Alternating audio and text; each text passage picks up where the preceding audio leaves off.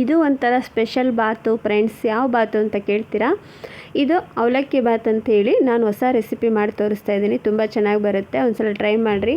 ಮತ್ತು ಹೇಗಿದೆ ಅಂತ ಕಮೆಂಟ್ ಬಾಕ್ಸಲ್ಲಿ ಹೇಳಿ. ವಿಡಿಯೋ ಸ್ಕಿಪ್ ಮಾಡ್ದಂಗೆ ನೋಡಿದರೆ ಎಲ್ಲ ಅರ್ಥ ಆಗುತ್ತೆ. ಹಾಯ್ ಫ್ರೆಂಡ್ಸ್, ಹೇಗಿದ್ದೀರಾ? ಚೆನ್ನಾಗಿದ್ದೀರಾ? ನಾನು ಚೆನ್ನಾಗಿದ್ದೀನಿ, ನೀವು ಚೆನ್ನಾಗಿದ್ದೀರಾ ಅಂತ ತಿಳ್ಕೊಂಡಿದ್ದೀನಿ.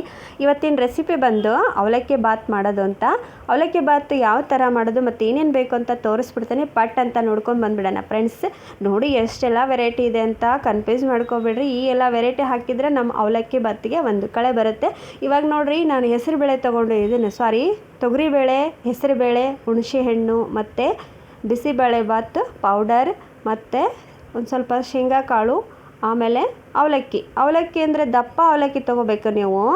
ದಪ್ಪ ಅವಲಕ್ಕಿ ತೊಗೊಂಡ್ರೆ ಟೇಸ್ಟ್ ಬರುತ್ತೆ ಬಿಸಿಬೇಳೆ ಬಾತು. ಕರಿಯ ಅವಲಕ್ಕಿ ಅಂತಾರಲ್ಲ ಫ್ರೆಂಡ್ಸ್, ಆ ಅವಲಕ್ಕಿನಾದರೂ ತೊಗೊಳ್ಳಿ, ಮೀಡಿಯಮ್ ಅವಲಕ್ಕಿನಾದರೂ ತೊಗೊಳ್ಳಿ. ಆದರೆ ತೆಳ್ಳನ ಅವಲಕ್ಕಿ ಹಾಕೋಂಗಿಲ್ಲ. ತೆಳ್ಳನ ಅವಲಕ್ಕಿ ಅಂದರೆ ಪೇಪರ್ ಅವಲಕ್ಕಿ ಅಂತಲ್ಲ, ಆ ಥರ ಬೇಡ. ಒಂದು ಸ್ವಲ್ಪ ಚಿಲ್ಲಿ ಪೌಡ್ರ್ ಅಂದರೆ ಖಾರ ಪುಡಿ, ಮತ್ತು 2 ಕ್ಯಾರೆಟ್ ಹೆಚ್ಚಿಟ್ಕೊಂಡಿದ್ದೀನಿ, 1 ಆಲೂಗಡ್ಡೆ ಹೆಚ್ಚಿಟ್ಕೊಂಡಿದ್ದೀನಿ, 2 ಟೊಮೊಟೊ ಹಣ್ಣು ಹೆಚ್ಚಿಟ್ಕೊಂಡಿದ್ದೀನಿ, ಮತ್ತು ಸ್ವಲ್ಪ ಕರಿಬೇವು, ಕೊತ್ತಂಬರಿ ಮತ್ತು ಕ್ಯಾಪ್ಸಿಕಮ್ ಅಂದರೆ ದೊಣ್ಣೆ ಮೆಣಸಿನ್ಕಾಯಿ, 2 ಈರುಳ್ಳಿ ಮತ್ತು ಬೀನ್ಸ್. ಇವಿಷ್ಟು ಬೇಕು ನೋಡಿರಿ. ಇದಕ್ಕೆ ಇಷ್ಟೆಲ್ಲ ವೆರೈಟಿ ಬೇಕು. ನೀವು ಬೇಕಾದರೆ ಎಲೆಕೋಸು, ಹೂಕೋಸು ಅಂತಾರಲ್ಲ ಅದು, ಮತ್ತು ಇನ್ನೂ ಬೇಕಾದ ಐಟಮ್ ಹಾಕ್ಕೋಬೋದು. ನಾನಿಲ್ಲಿ ಇವಿಷ್ಟು ಹಾಕಿ ತೋರಿಸ್ತಾ ಇದ್ದೀನಿ. ಆದರೆ ಈ ಥರ ಸಿಂಪಲಾಗಿ ಮಾಡಿದರೆ ತುಂಬ ಟೇಸ್ಟ್ ಬರುತ್ತೆ ಅವಲಕ್ಕಿ ಬಾತು.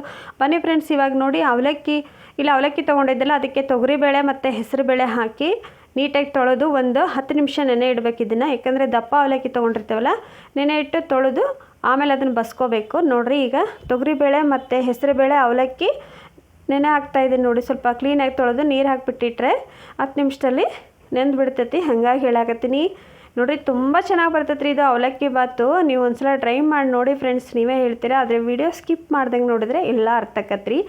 ಬನ್ನಿ, ಇವಾಗ ಒಂದು ಕುಕ್ಕರ್ ಕಾಯಕ್ಕಿಟ್ಟಿದ್ದೆ, ಅದಕ್ಕೆ ಸ್ವಲ್ಪ ಎಣ್ಣೆ ಹಾಕಿ ಕಾಯಕ್ಕಿಟ್ಬಿಡೋಣ. ನೋಡಿ, ನಿಮ್ಮ ಮನೇಲಿ ಎಷ್ಟು ಜನ ಇದ್ದೀರಲ್ಲ ಅಷ್ಟು ಜನದ ಮೇಲೆ ನೀವು ತೊಗೊಂಡು ಮಾಡ್ಕೋಬೋದು. ನೀವು ಅಕ್ಕಿ ಹಾಕ್ತಿರಲ್ಲ, ಅದ್ರ ಬದಲು ಅವಲಕ್ಕಿ ಹಾಕಿ ಮಾಡಬೇಕು. ಆದರೆ ತುಂಬ ರುಚಿ ಬರುತ್ತೆ ಇದು. ಇದನ್ನು ಒಂದು ಸಲ ಟ್ರೈ ಮಾಡಿ ನೋಡಿ. ಇವಾಗ ಎಣ್ಣೆ ಹಾಕ್ತಾಯಿದ್ದೀನಿ. ಇದಕ್ಕೆ ಮೊದಲಿಗೆ ನೀವು ಶೇಂಗಾಕಾಳು ಹಾಕ್ಕೋಬೇಕು ನೋಡಿ ಫ್ರೆಂಡ್ಸ್. ಫಸ್ಟಿಗೆ ಒಂದು ಸ್ವಲ್ಪ ಶೇಂಗಾಕಾಳು ಹಾಕ್ಬಿಟ್ಟು, ಶೇಂಗಾಕಾಳು ಸ್ವಲ್ಪ ಕಲರ್ ಬಂದಾದಮೇಲೆ ಆಮೇಲೆ ನಾವು ಜೀರಿಗೆ, ಸಾಸಿವೆ ಕಾಳು ಇದ್ದೇ ಇದೆಯಲ್ಲ ನಮ್ಮದು, ಅದನ್ನು ಹಾಕ್ಕೋಬೇಕು. ಇವಾಗ ನೋಡಿರಿ, ಶೇಂಗಾಕಾಳು ಹಾಕ್ತಾಯಿದ್ದೀನಿ. ಇದನ್ನು ಭಾಳ ಬಿಡೋಕೆ ಹೋಗ್ಬಿಡ್ರಿ ಶೇಂಗಾಕಾಳು, ಯಾಕಂದರೆ ಕಪ್ಪಾಗಿಬಿಡ್ತವ್ರಿ, ಅಂದ್ರೆ ಒತ್ತವ್ರಿ, ಅದಕ್ಕೆ ಹೇಳಾಕತ್ತೀನಿ. ನೋಡಿ, ಇವಾಗ ನೀವು ನಿಮ್ಮ ಮನೇಲಿ ಎಷ್ಟು ಜನ ಇದ್ದೀರಿ ನೋಡೋ ಅಷ್ಟು ಜನದ ಮೇಲೆ ನೀವು ಐಟಮ್ಗಳನ್ನೆಲ್ಲ ತೊಗೋಬೋದು. ಇವಾಗ ನೋಡಿ, ಶೇಂಗಾಕಾಳು ರೆಡ್ ಕಲರ್ ಬರ್ತಾ ಇದೆ, ಅದಕ್ಕೆ ಜೀರಿಗೆ ಮತ್ತು ಸಾಸಿವೆ ಕಾಳು ಹಾಕಿ ಒಗ್ಗರಣೆ ಮಾಡ್ಕೋಬೇಕು ನೋಡಿರಿ. ಇವಾಗ ಇದಕ್ಕೆ ಜೀರಿಗೆ, ಸಾಸಿವೆ ಕಾಳು ಮತ್ತು ನಾನು ಏನು ಅವಾಗೆ ಹೆಚ್ಚಿಟ್ಕೊಂಡಿದ್ನಲ್ಲ ಎಲ್ಲ ತರಕಾರಿನ ಹಾಕ್ಬಿಡೋಣ. ಬನ್ನಿ ಫ್ರೆಂಡ್ಸ್. ನೋಡಿರಿ, ನಮ್ಮ ಮನೆಯಲ್ಲಿ ಕೊತ್ತಂಬರಿ ಖಾಲಿ ಆಗಿತ್ತು, ನೀವು ಕೊತ್ತಂಬರಿ ಹಾಕ್ಕೋಬೇಕು. ನಾನು ಕೊತ್ತಂಬರಿ ಖಾಲಿ ಆಗಿರೋದ್ರಿಂದ ಇಲ್ಲಿ ಹಾಕಿ ತೋರಿಸಿಲ್ಲ.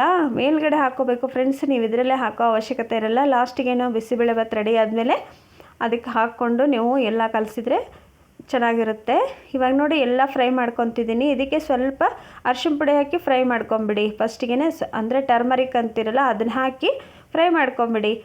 ನೋಡಿ, ಇವಾಗ ಏನಿಲ್ಲ ಅಂದರೆ ಒಂದು 10 ನಿಮಿಷ ಬೇಯಿಸೋಕೆ ಬಿಟ್ಬಿಡಿ. ಎಲ್ಲ ತರಕಾರಿ ಬೇಯಬೇಕಲ್ಲ ಇದಕ್ಕೆ. ನೋಡಿ, 2 ಚರಿಗೆ ಅಷ್ಟು ನೀರು ಹಾಕ್ತಾಯಿದ್ದೀನಿ ನೋಡಿರಿ. ನಾನು 2 ಚರಿಗೆ ಅಷ್ಟು ನೀರು ಹಾಕ್ತಾಯಿದ್ದೀನಿ. ಇದು ನೀರು ಜಾಸ್ತಿ ರೀ, ಸಾಮಾನು ಕಮ್ಮಿ ಇರ್ಬೇಕು ರೀ. ಯಾಕಂದರೆ ಗಟ್ಟಿ ಆಯ್ತಂದ್ರೆ ಬಿಸಿಬೇಳೆ ಬಾತ್ ಅಷ್ಟೊಂದು ಟೇಸ್ಟ್ ಬರೋಲ್ಲ. ಮತ್ತು ಬಿಸಿ ಇರುವಾಗಲೇ ತಿನ್ಬೇಕಂತ ನೋಡಿರಿ ಬಿಸಿಬೇಳೆ ಬಾತ್. ನೋಡಿರಿ, ಹೆಸರು ಹೇಗಿಟ್ಟಿದ್ದಾರೆ ನೋಡಿ ಫ್ರೆಂಡ್ಸ್, ಬಿಸಿಬೇಳೆ ಬಾತ್ ಅಂತೇಳಿ ಅಲ್ವಾ. ಇದಕ್ಕೆ ಮಾತ್ರ ಗುಳಿಗೆ ಇರಬೇಕು ರೀ, ಅಂದರೆ ಸೇವ್ ಅಂತಿರಲ್ಲ, ಗುಳಿಗೆ ಸೇವ್ ಅಂತ ಹೇಳ್ತವಲ್ಲ, ಅದು ಇರೋಕಬೇಕು. ಇವಾಗ ಆವಾಗಲೇ ತೊಳೆದು ಇಟ್ಕೊಂಡಿದ್ನಲ್ಲ ನಾನು ಅವಲಕ್ಕಿ ಮತ್ತು ಹೆಸರುಬೇಳೆ, ತೊಗರಿಬೇಳೆ, ಅದನ್ನು ಹಾಕ್ತಾಯಿದ್ದೆ. ನೀವು ಬೇಕಾದ್ರೆ ಬಟಾಣಿ ಕಾಳು ಇತ್ತಂದರೆ ಹಸಿ ಬಟಾಣಿ ಹಾಕ್ಕೊಳ್ಳಿ, ಇಲ್ಲ ಅಂದರೆ ರಾತ್ರಿ ಒಣ ಬಟಾಣಿ ಇತ್ತು ಅಂದರೆ ರಾತ್ರಿ ನೆನೆಟ್ಟು ಬೆಳಗ್ಗೆ ಬೇಕಾದ್ರೆ ಹಾಕ್ಬೋದು. ನಾನು ಹಾಕಿಲ್ಲ, ಯಾಕಂದರೆ ಎಲ್ಲ ಹಾಕಿ ಮಾಡೋದಕ್ಕಿಂತ ಸಿಂಪಲ್ಲಾಗೆ ಮಾಡೋಣ ಅಂತ ಮಾಡಿ ತೋರಿಸ್ತಾ ಇದ್ದೀನಿ ನೋಡಿ. ಇದು ತುಂಬ ಚೆನ್ನಾಗಿ ಬರ್ತೈತೆ ಅವಲಕ್ಕಿ ಬಾತು. ನೋಡಿ, ಇವಾಗ ಅಕ್ಕಿನೆಲ್ಲ ಹಾಕಿಬಿಟ್ಟು ನೀಟಾಗೆಲ್ಲ ಮಿಕ್ಸ್ ಮಾಡ್ಕೋಬೇಕು. ಯಾಕಂದರೆ ಅವಲಕ್ಕಿ ಮುದ್ದೆ ಆಗಿಬಿಡುತ್ತೆ ಫ್ರೆಂಡ್ಸ್, ಹಾಗಾಗಿ ಹೇಳ್ತಾಯಿದ್ದೀನಿ. ನೋಡಿ, ಅದು ಅಕ್ಕಿ ಅಲ್ವಲ್ಲ, ಅವಲಕ್ಕಿ ಆಗಿರ್ತೇವಲ್ಲ, ಅದು ಒಂದೇ ಕಡೆ ಮುದ್ದೆ ಆಗಿಬಿಡುತ್ತೆ. ಹಾಗಾಗಿ ಅಷ್ಟು ಕಲಿಸ್ಕೊಂಡು ಇದಕ್ಕೆ ನೋಡಿ ಬಿಸಿಬೇಳೆ ಬಾತ್ ಪೌಡ್ರು ಮತ್ತು ಚಿಲ್ಲಿ ಪೌಡ್ರ್ ಅಂದರೆ ಖಾರ ಪುಡಿ ಹಾಕ್ಬಿಟ್ಟು ಎಲ್ಲ ಮಿಕ್ಸ್ ಮಾಡ್ಕೋಬೇಕು. ನೋಡಿ, ಇವಾಗ ಇದನ್ನು ನಾನು ಮಿಕ್ಸ್ ಮಾಡ್ಕೊತಾ ಇದ್ದೀನಿ ನೋಡಿ ಫ್ರೆಂಡ್ಸ್. ಇದು ತುಂಬ ಚೆನ್ನಾಗಿ ಬರ್ತೈತೆ ರೀ. ನೀವು ಒಂದ್ಸಲ ಟ್ರೈ ಮಾಡಿ ನೀವೇ ಹೇಳ್ತೀರಿ ನಂಗೆ ಹೌದಕ್ಕ ಅಂತ ಹೇಳಿ. ಎಲ್ಲ ಥರನೂ ಒಂದೊಂದು ಟೇಸ್ಟ್ ಮಾಡಬೇಕಲ್ವ ಫ್ರೆಂಡ್ಸ್. ನಾವು ಒಂದೇ ಟೇಸ್ಟ್ ತಿಂದು ಎಲ್ಲರಿಗೂ ಬೇಜಾರಾಗಿರ್ತೈತಿ ನೋಡಿ.